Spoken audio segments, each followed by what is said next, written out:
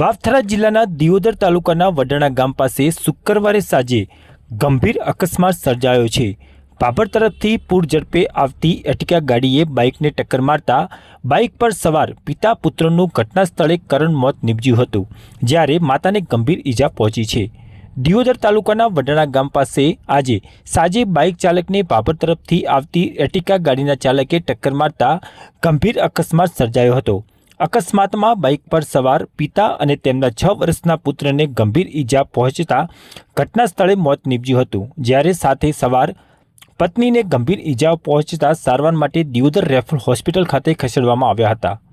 જાણવા મળતી માહિતી મુજબ ભાભર તાલુકાના કુવાડા ગામના વતની અને દિયોદરના જાડા ગામે ભાગથી રહેતા નીલાભાઈ શંકરભાઈ ઠાકોર પોતાના બાઇક પર પુત્ર રવિ ઠાકોર ઉંમર વર્ષ 6 અને તેની પત્ની પરમાબેન ઠાકોર સાથે દિયોદરથી ભાભર તરફ જઈ રહ્યા હતા।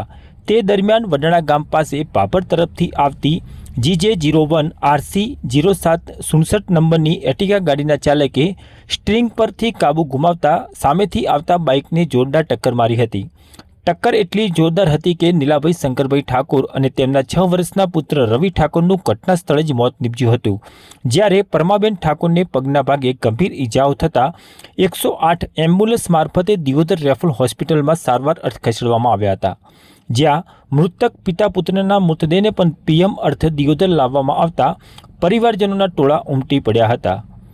જોકે આ બાબતે દિયોદર પોલીસે ગાડી ચાલક વિરુદ્ધ અકસ્માતનો ગુનો નોંધી વધુ તપાસ હાથ ધરી છે।